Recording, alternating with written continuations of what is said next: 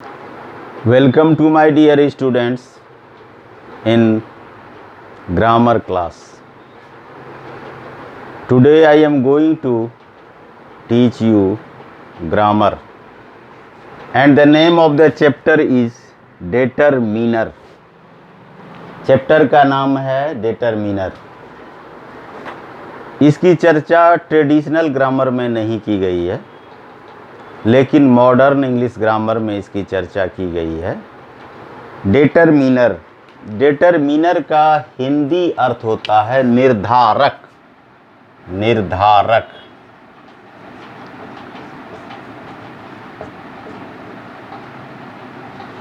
अब निर्धारक है, अब इसको हम समझें कैसे कि आखिर डेटरमिनर का डेफिनेशन क्या है, उसके बाद इसका यूजेज क्या है, इसका एप्लीकेशन क्या है, इसके बारे में हमें जानना है। अब सबसे पहले हम आपको ये बता देना चाहेंगे कि ये ग्रामर जो है, इसके पहले भी मैंने कहा था कि बहुत ही इंटरेस्टिंग चीज़ है, और इसके लिए मैंने कुछ बातें भी कही थी। आज भी मैं आपको कुछ बातें कहना चाहता हूँ कि ग्रामर पढ़ने के लिए हमें अपना नज़रिया और सोच दोनों बदलना पड़ेगा, तभी आपको इंटरेस्टिंग सब्जेक्ट ये लगेगा। वैसे बहुत सारे लोगों को ऑलरेडी ये इंटरेस्टिंग सब्जेक्ट है उसके लिए, लेकिन जो लोग इंटरेस्टेड नहीं हैं, जिनको इंटरेस्ट नहीं आता है, तो वो अपनी सोच को और नज़रिया को थोड़ा सा बदलिए और आपको लग जाएगा कि यह कितना ज़्यादा इंटरेस्टेड है। आपने मोनालिसा के पेंटिंग को देखा होगा, शायद नहीं देखा होगा तो आपने सुना होगा कि मोनालिसा की पेंटिंग कैसी अद्भुत है। तो यदि देखा भी नहीं है, सुना भी नहीं है, तो उसके बारे में मैं आपको बताता हूँ कि मोनालिसा की जो पेंटिंग है, संपूर्ण विश्व में, मतलब अखिल ब्रह्मांड में जो है, ये मतलब कि देश विदेश में जो है इसकी ख्याति फैली हुई है। और इस पेंटिंग में एक लड़की की तस्वीर दी गई है। इस पेंटिंग में एक लड़की की तस्वीर दी गई है, और इसकी खासियत क्या है? आप कहिएगा बहुत सारे पेंटिंग्स होते हैं, बहुत सारे लोगों ने पेंटिंग्स बनाई है, लेकिन इसकी खासियत क्या होती है? इसकी बहुत बड़ी खासियत है। यदि आप इसको सैड मूड में देखते हैं, यानी निराश की मुद्रा में देखते हैं, तो यह लड़की बिल्कुल निराश लगेगी, डिसअपॉइंटेड लगेगी। यदि आप जॉली मूड में देखते हैं तो उसकी तस्वीर यानी लड़की भी बिल्कुल जॉली मूड में लगेगी। अगर आप रोमांटिक मूड में देखते हैं कि ऐसा मान रहे हैं कि ये मेरी प्रेमिका है, तो फिर ऐसा लगेगा कि अगले ही क्षण उछल के आपके गोद में आ जाएगी। तो ये विशेषता है, ये खासियत है उस पेंटिंग की, और वो हमारे नज़रिए को भी बदल देता है, हमारी सोच को बदल देता है कि हम जिस रूप में उसको देखना चाहते हैं उसी रूप में वो प्रस्तुत हो जाती है, जबकि वो निर्जीव है। और निर्जीव में जब इतनी ताकत, तो सजीव में ताकत क्यों नहीं हो सकती है? हम लोग भी अपने आप को अपने अनुसार ढाल सकते हैं। किसी महान व्यक्ति ने कहा है, सोच को बदलो सितारे बदल जाएंगे। सोच को बदलो सितारे बदल जाएंगे, नज़र को बदलो नज़ारे बदल जाएंगे, किश्तियाँ बदलने की ज़रूरत नहीं, किश्तियाँ बदलने की ज़रूरत नहीं, दिशाओं को बदलो किनारे बदल जाएंगे। तो ये बात होती है, सब कुछ हमारे अंदर है, सब कुछ हमारे पास है, हम उसका सही यूज करना नहीं जानते हैं। यदि हम उसका सही यूज करें तो हर चीज़ हमारे लिए सुंदर दिखाई पड़ेगा। जैसे जॉन कीट्स ने भी कहा है कि ये दुनिया की जितनी सारी चीज़ें हैं, सारी चीज़ें सुंदर हैं। उन्होंने यहाँ तक कि मौत को भी सुंदर बताया है। तो वो तो +2 की बात है, तो वो जब मैं +2 का क्लास लूँगा, उस चैप्टर को पढ़ाऊँगा, तो उस चैप्टर के बारे में विशेष रूप से बताऊँगा। तो वैसे ग्रामर तो सभी वर्ग के, सभी क्लास के बच्चों के लिए 9, 10, 11, 12 सभी क्लास के बच्चे पढ़ सकते हैं, इसलिए मैंने इसमें क्लास दिया भी नहीं है। तो अब ये है कि मेरा कहने का मतलब ये है कि अब आप यदि अपने आप को तैयार कर लेते हैं तो बिल्कुल तैयार हो जाएंगे। दुनिया की कोई ताकत आपको नहीं रोक सकती है। जैसे वाल्मीकि क्या था, एक बहुत बड़ा डकैत था, बाद में उतना ही बड़ा वो संत बन गया। और इस इतिहास में ऐसे बहुत सारे उदाहरण हैं जो कि अब भरतराज एक स्टूडेंट था जो कि बड़ा ही डल था, ऑकवर्ड माइंडेड था, सोता था ज़्यादा, पढ़ता कम था और लोगों में सारे विद्यार्थी उसका अपमान करते थे। लेकिन जब उसकी चेतना जगी और उन्होंने समझा कि ज्ञान क्या चीज़ होता है, तो वो भी जब पढ़ने लगे सही ढंग से, तो वो बहुत बड़े विद्वान बन गए। तो इतिहास बहुत सारे उदाहरणों से भरा पड़ा है और आप उनमें से एक हो सकते हैं, यह आपके ऊपर निर्भर करता है। अब हम सब्जेक्ट मैटर की तरफ चलते हैं कि ये डिटरमिनर जो है, ये निर्धारक क्या चीज़ है, इसको आसानी से बिल्कुल आराम से हम कैसे समझ सकते हैं। अब देखिए इसका डेफिनेशन क्या है, पहले समझ लीजिए, पहले सुन लीजिए, उसके बाद मैं लिख भी देता हूँ। डिटरमिनर, द वर्ड, डेफिनेशन क्या है, the word which comes before a noun, the word which comes before a noun and limits it और tells something about the noun. मतलब डिटरमिनर क्या है, जो किसी नाउन के पहले आता है उसे सीमित कर देता है या उसके बारे में कुछ कहता है। Determiner, the word which comes before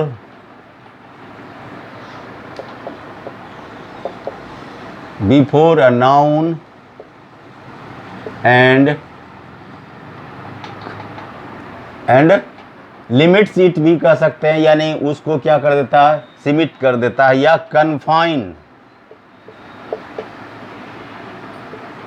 confine it और tells something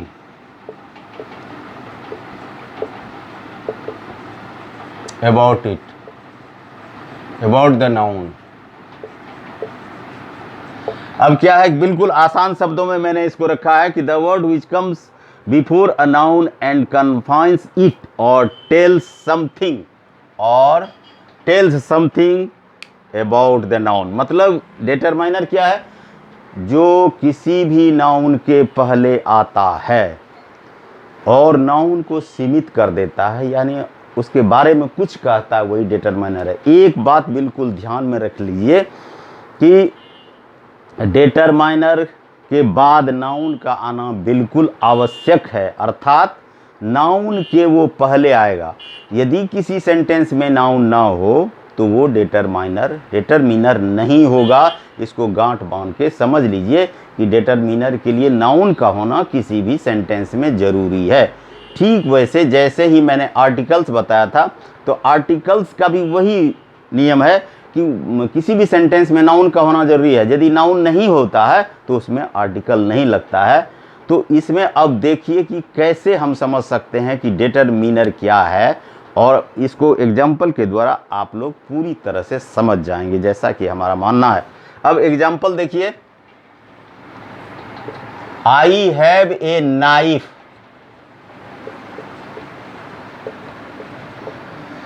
I have a knife. The knife is sharp.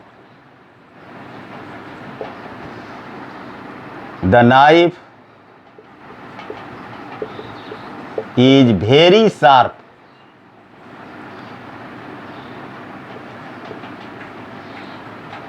अब इन तीनों सेंटेंसेस को देखिए। आई हैव ए नाइफ, यहाँ नाइफ क्या है, नाउन है। नाइफ मीन्स चाकू, ए लगा है, ए नाउन के जस्ट पहले आया है। अब क्या करता है, ए नाइफ को सीमित भी कर रहा है कि एक ही नाइफ है, एक ही छुरी है, या नाइफ के बारे में बताता है कि एक नाइफ है। दूसरे सेंटेंस में देखिए कि ए, मैंने इसके पहले बताया था आर्टिकल्स में, यदि किसी नाउन की चर्चा की जाती है, पुनः उस नाउन की चर्चा की जाती है, तो उसके पहले द आ जाता है। यहाँ वही बात है, एक बार नाइफ की चर्चा की, उसके पहले ए आया है, जो कि ये आर्टिकल भी है, साथ ही साथ डिटरमिनर भी है। अब आप ये कहेंगे कि ऐसा कैसे हो सकता है, कोई आर्टिकल भी है, कोई एडजेक्टिव भी है, उसके बाद वो डिटरमिनर भी हो जाता है।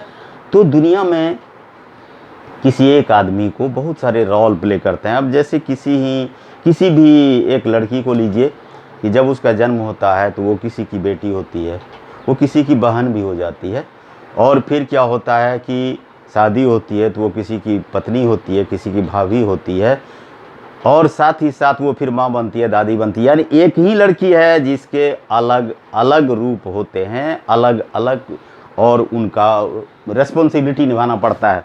यहाँ ए जो है, ए क्या है यह जान लीजिए कि ए एक आर्टिकल है, साथ ही साथ वो डिटरमाइनर भी है। अब यहाँ द को देखिए कि यह क्या है कि नाइफ के पहले यहाँ पर द वर्ड आ गया है जो कि आर्टिकल है, और नाइफ को यहाँ पर बिल्कुल सेफ बना देता है, फिक्स्ड बना देता है, उसको निश्चित बना देता है कि द नाइफ इज शार्प, वही छुरी जो कि मेरे पास है, दूसरी नहीं। द नाइफ इज शार्प, छुरी क्या है, वो तेज है। यहाँ पर द नाइफ, यहाँ पर नाइफ के पहले द लग गया जो कि यह एक आर्टिकल भी है और साथ ही साथ डिटरमिनर भी है। फिर देखिए the knife is very sharp. तो अब देखिए इसमें फिर इसको उलट पुलट थोड़ा करते हैं। आई have a very sharp knife. अब देखिए इसमें आई हैव ए वेरी शार्प, यहां नाइफ के पहले लगा ए। अब यहां पर देखिए कि वही आर्टिकल यानी वही डिटरमिनर कहां लग गया है, नाइफ के जस्ट पहले नहीं है, शार्प के जस्ट पहले नहीं है, बल्कि नाइफ को उछल करके, शार्प को उछल करके, वेरी को उछल करके यहां पर ए आया है। मतलब ये बिल्कुल नहीं कह सकते हैं कि नाउन के जस्ट बिफोर आएगा, नाउन के पहले तो आएगा, लेकिन नाउन के पहले यदि कोई एडजेक्टिव है तो वह एडजेक्टिव के पहले आ जाता है, कोई एडवर्ब है तो एडवर्ब के पहले आ जाता है। एडवर्ब को भी आप जानते ही होंगे कि एडवर्ब क्या है कि the word which qualifies an adjective, a verb and another adverb is known as adverb. तो वह शब्द जो कि किसी एडजेक्टिव को क्वालिफाई करता है, किसी वर्ब को क्वालिफाई करता है और किसी दूसरे एडवर्ब को क्वालिफाई करता है, वह एडवर्ब है। अभी हम एडवर्ब पर ज़्यादा नहीं जाएंगे क्योंकि उसमें ज़्यादा समय लग जाएगा, क्योंकि वो एडवर्ब्स के भी 10 काइंड्स होते हैं, तो उसके बारे में बताने पर बहुत समय लग जाएगा। तो इसलिए अब देखिए कि ये हम कहना चाहते हैं कि ये डिटरमिनर जो है, ये डिटरमिनर किसी नाउन के जस्ट बिफोर आता है, उसके साथ एडजेक्टिव आता है तो उसके पहले आता है, एडजेक्टिव के साथ एडवर्ब जुड़ जाता है तो उसके पहले आ जाता है। यानी कि हम क्या कहते हैं, the word which comes before a noun, मैंने कहा है, जस्ट बिफोर नहीं कहा है। नाउन का मतलब वो नाउन के लिए ही वो आता है, यदि सेंटेंस में नाउन ना रहे तो कोई डिटरमिनर नहीं होगा। अब देखिए कि काइंड्स ऑफ डिटरमिनर, अब डिटरमिनर के क्या काइंड्स होते हैं उसके बारे में मैं बता रहा हूं कि determiner, kinds of determiner, kinds.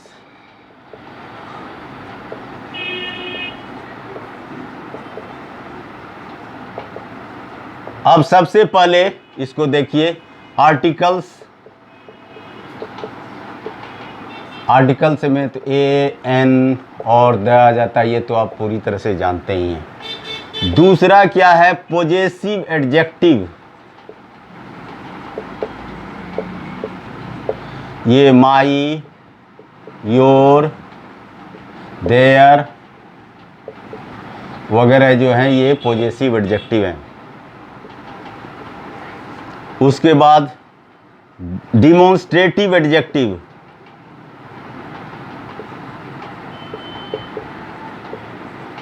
Demonstrative adjective क्या है, ईच, नहीं, दिस, दैट, दीज, दोज, ये डिमॉन्स्ट्रेटिव एडजेक्टिव है। डिस्ट्रीब्यूटिव एडजेक्टिव,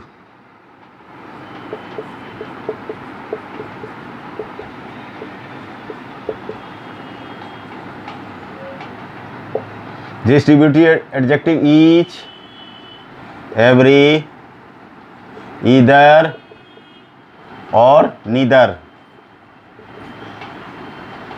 ये डिस्ट्रीब्यूटिव एडजेक्टिव हैं। उसके बाद फिर आ जाता है इंट्रोगेटिव एडजेक्टिव।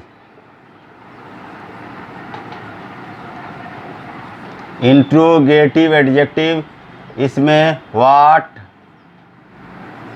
व्हिच, हुज, ये तीनों वर्ड्स आते हैं।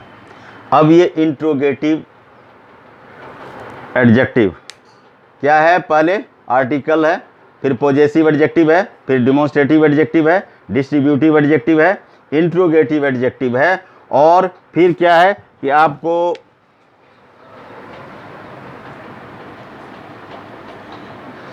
एडजेक्टिव ऑफ नंबर और quantity. Adjective of number and quantity. आप अब देखिए एडजेक्टिव ऑफ नंबर क्या है, एडजेक्टिव ऑफ नंबर और क्वांटिटी। एडजेक्टिव ऑफ नंबर के भी अब दो भेद हो जाते हैं, डिफिनिट एडजेक्टिव और इनडिफिनिट एडजेक्टिव। अब देखिए कि डिफिनिट एडजेक्टिव के फिर तीन भेद होते हैं, कार्डिनल, ऑर्डिनल और मल्टीप्लिकेटिव्स। इनडिफिनिट एडजेक्टिव जो होते हैं वो तो उससे किसी डिफिनिट चीज़ का बोध नहीं होता है।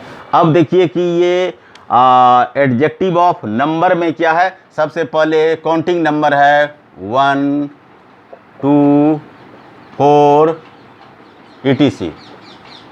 फिर क्या है, सिंगल, डबल, ट्रिपल वगैरह।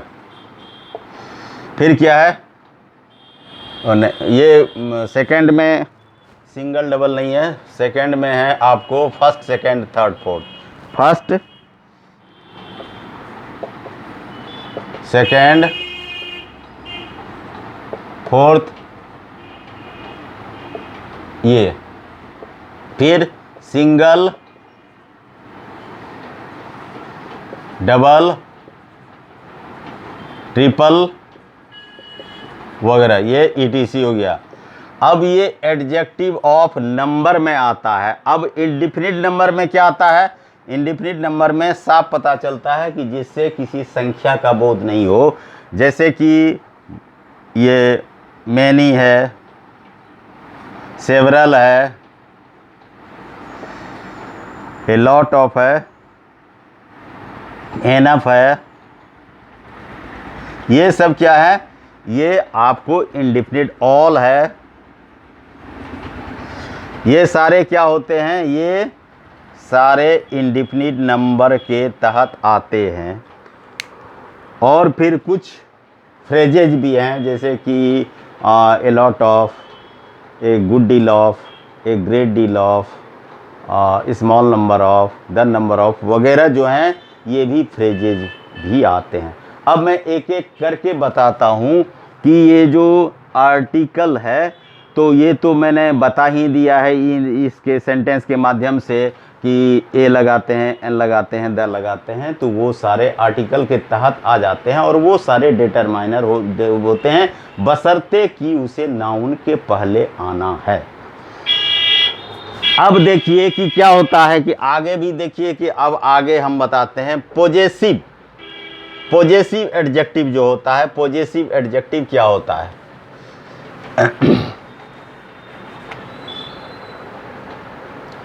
पॉजेसिव एडजेक्टिव का मतलब है कि ऐसा एडजेक्टिव, पॉजेसिव एडजेक्टिव मतलब कि ऐसा एडजेक्टिव जिससे कि पोजीशन या ओनरशिप का बोध होता है, उसे पॉजेसिव एडजेक्टिव कहते हैं। जैसे मान लिया जाए माई बुक, माई बुक से ये पता चलता है कि ये बुक किसकी है, मेरी है। योर कॉ, ये गाय तुम्हारी है। देयर हाउसेस, ये घर किसका है, उन लोगों का है।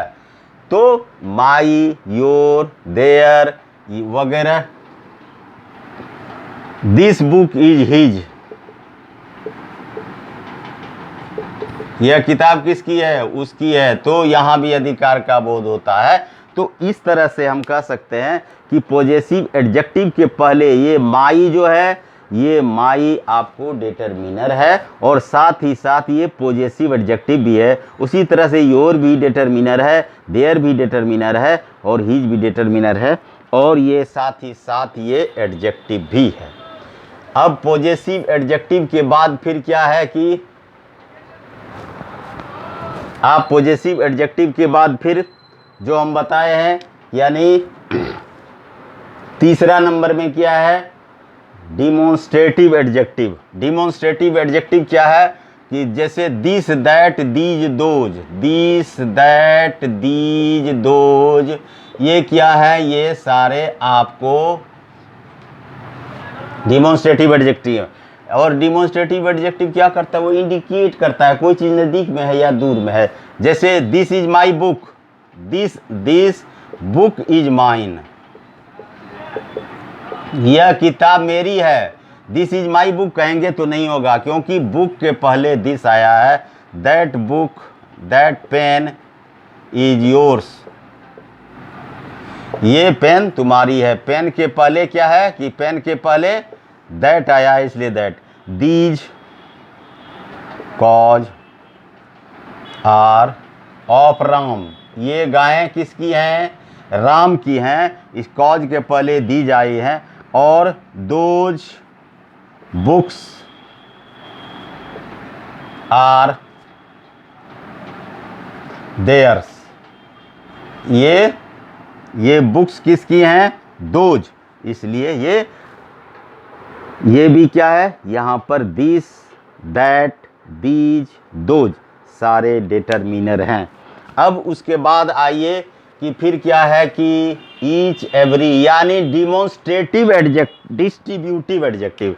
डिस्ट्रीब्यूटिव एडजेक्टिव क्या है, ये मैंने बताया, each, every, either, neither, either और ये नीदर जो है, ये सारे डिस्ट्रीब्यूटिव एडजेक्टिव हैं। और ये ईच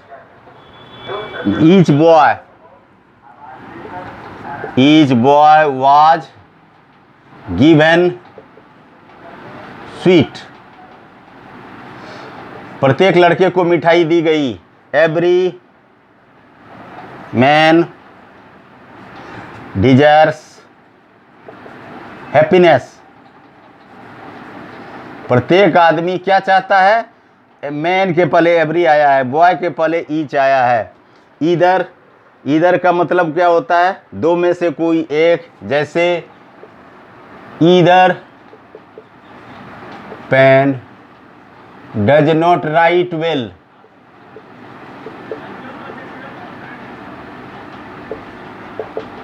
कोई भी पेन अच्छी नहीं चलती है। ईदर मीन्स दो में से कोई एक, नीदर मीन्स दो में से कोई नहीं। नीदर इज गिल्टी, मतलब दो में से कोई भी गिल्टी नहीं है। GUILTY, नीदर इज गिल्टी, कोई भी दोषी नहीं है। तो आप यहाँ तक अब समझ गए होंगे कि आर्टिकल जो होता है वो डिटरमिनर का रोल प्ले करता है, पॉजेसिव एडजेक्टिव डिटरमिनर का रोल प्ले करता है, डेमोन्स्ट्रेटिव एडजेक्टिव ये मैंने रोल प्ले करता है डिटरमिनर का, और साथ ही साथ डिस्ट्रीब्यूटिव एडजेक्टिव भी जो होता है ये भी डिटरमिनर का रोल प्ले करता है। अब साथ ही साथ हमने ये भी बताया adjective of number and quantity, adjective of number and quantity.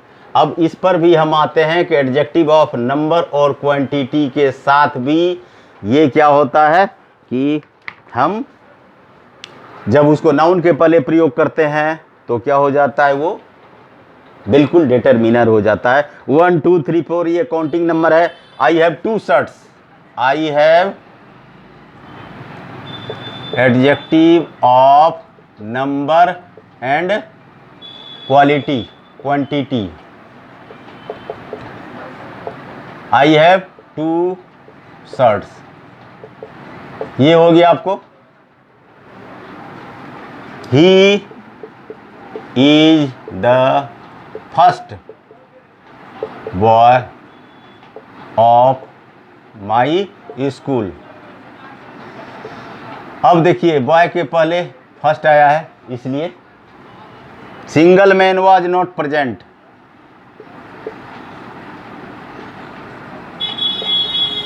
Not present there,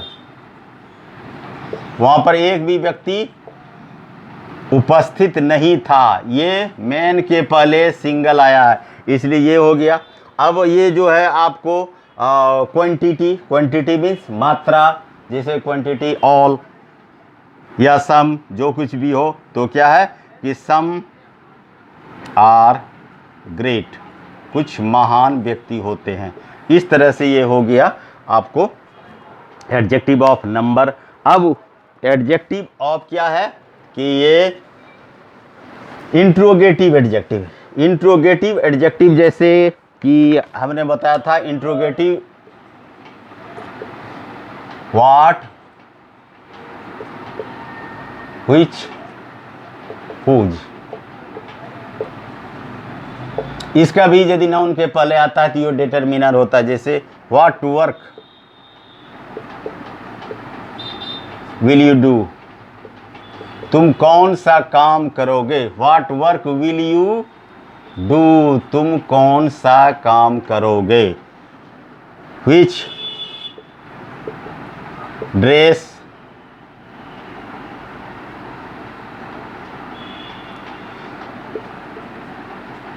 is your favourite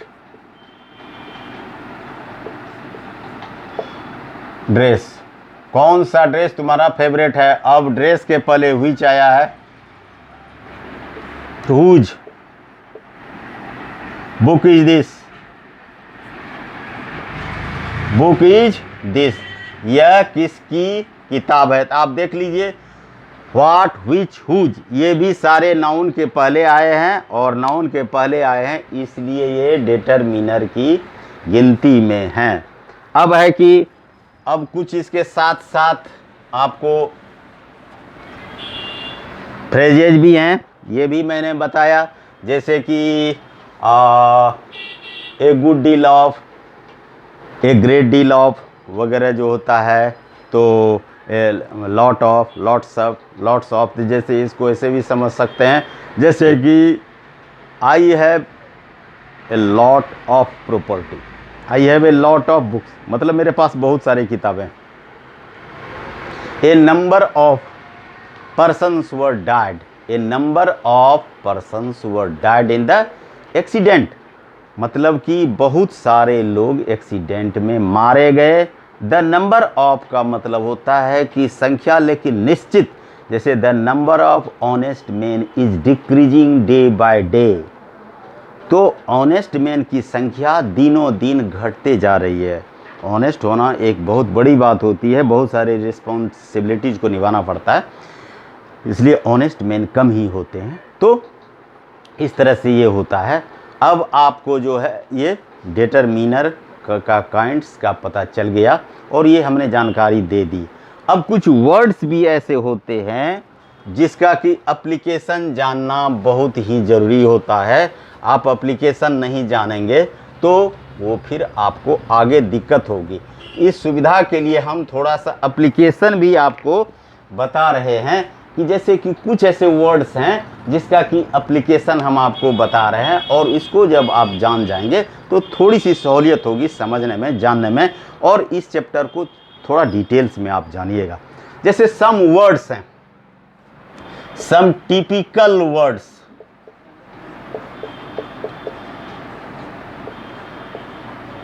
कुछ खास ऐसे वर्ड्स हैं। अब जैसे देखिए कि सम, ये एक ऐसा वर्ड है, सम एक ऐसा वर्ड है जो काउंटेबल नाउन और अनकाउंटेबल नाउन दोनों के साथ इसका यूज होता है। जैसे आई हैव सम पेन्स, मेरे पास कुछ कलमें हैं। आई हैव सम राइस, अब देखिए कि यहाँ दोनों में यूज होता है। पेन है ये काउंटेबल है और राइस जो है अनकाउंटेबल है, लेकिन इस दोनों के साथ सम का प्रयोग होता है। अब हम फिर आगे की ओर बढ़ते जाते हैं। आप लोग ध्यान रखिए, अटेंटिव होइए, और अटेंटिव रहने के बाद क्या होता है तभी आप लोग सही ढंग से समझ पाएंगे। अब मतलब कि अब मेनी और मच, मेनी और मच का मेनी से क्या बोध होता है, शोज ग्रेट नंबर,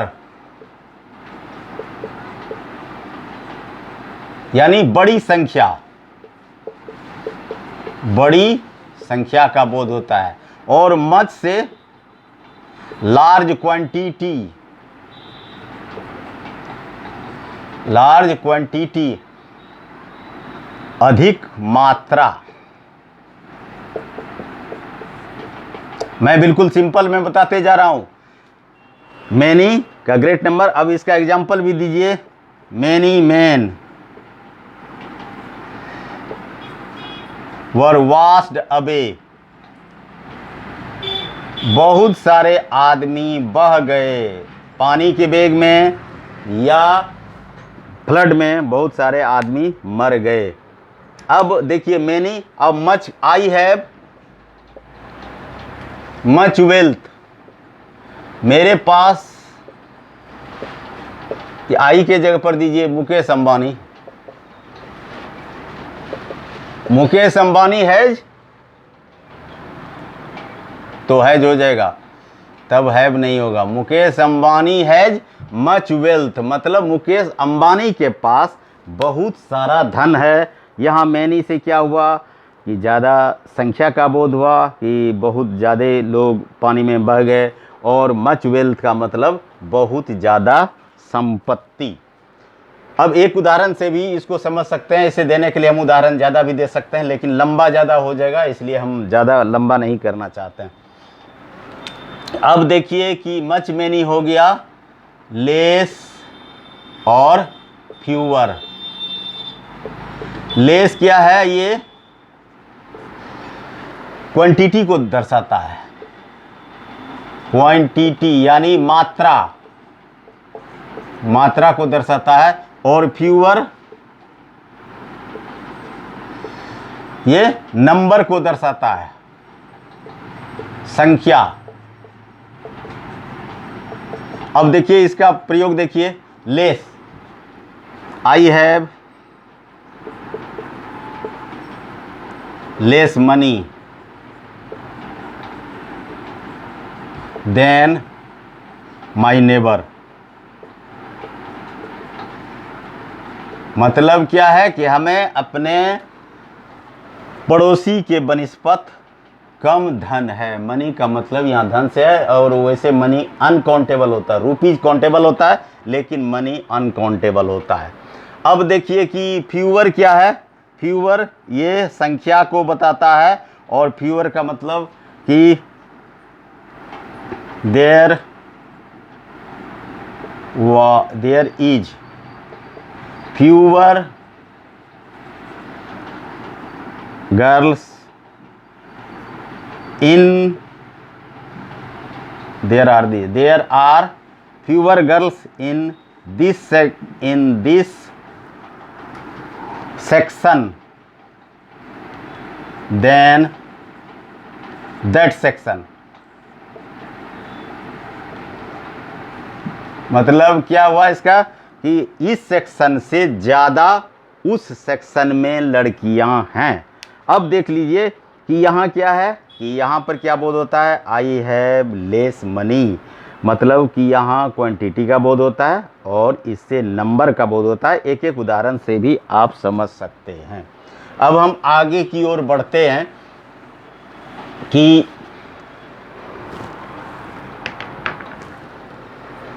अब देखिए कि ऑल है। ऑल एक ऐसा वर्ड है जिससे क्या बोध होता है? ये क्वांटिटी का भी बोध होता है, और साथ ही साथ नंबर का, नंबर एंड क्वांटिटी दोनों को बताता है, नंबर और क्वांटिटी। अब एग्जांपल से देखिए कि all are well, all is well. अब इसका क्या मतलब हुआ? ऑल आर में वेल, ये नंबर को बताता है, सभी कोई ठीक है। ऑल इज वेल, सब कुछ ठीक है। ये नंबर और ये क्वांटिटी को, मतलब सभी कोई ठीक है, ऑल इज वेल, सब कुछ ठीक है। इस तरह से ये इसका होता है। अब देखिए कि ईच और एवरी, ईच और एवरी का प्रयोग कैसे होता है।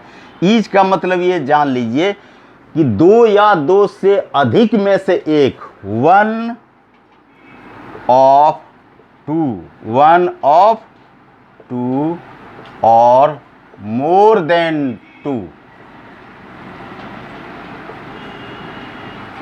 मतलब क्या हुआ, ईच का प्रयोग कहाँ होता है, दो या दो से अधिक में से एक, और एवरी का मतलब होता है ग्रुप में से हर कोई, ग्रुप में से हर कोई। अब इसका एग्जाम्पल भी देखिए कि ईच का हम कैसे एग्जाम्पल देते हैं और एवरी का कैसे एग्जाम्पल देते हैं।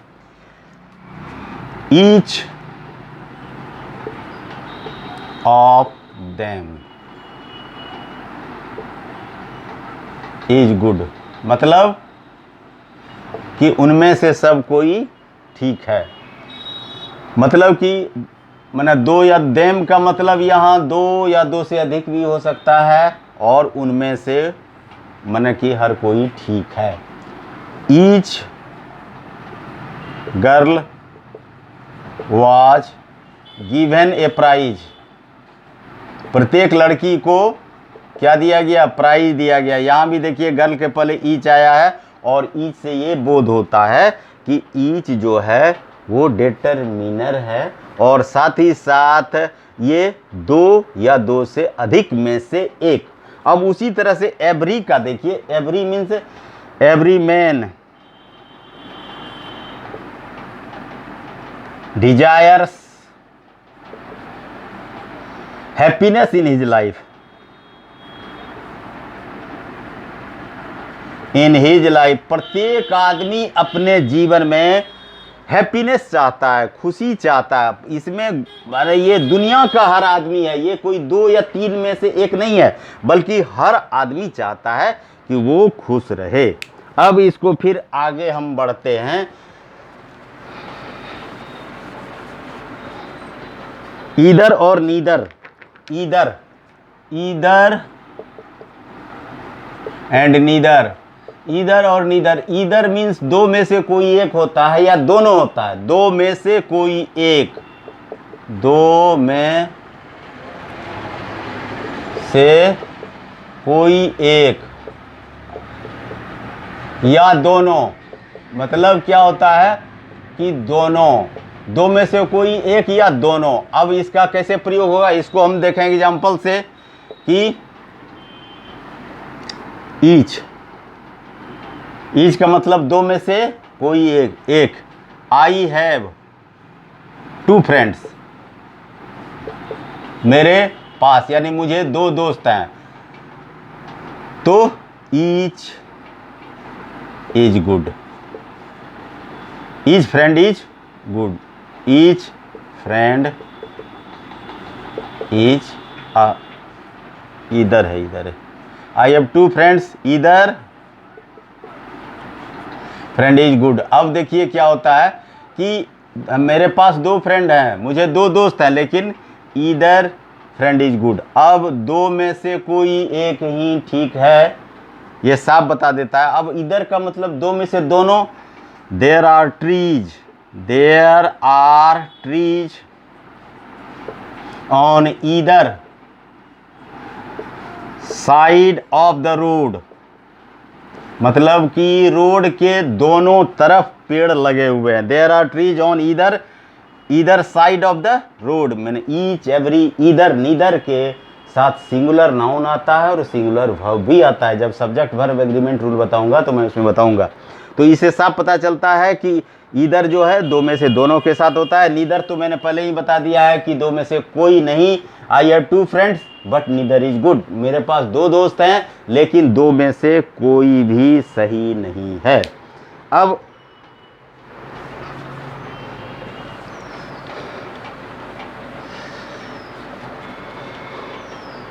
अब इसके बारे में क्या है कि अभी तो और भी चैप्टर बचा हुआ है, चैप्टर का पार्ट, लेकिन बहुत लंबा हो जाएगा, इसलिए जो है हम नेक्स्ट डे के लिए रखते हैं, क्योंकि I shall finish that very chapter on some day और next day, and today I am going to end the chapter. Okay, thank you, have a nice day.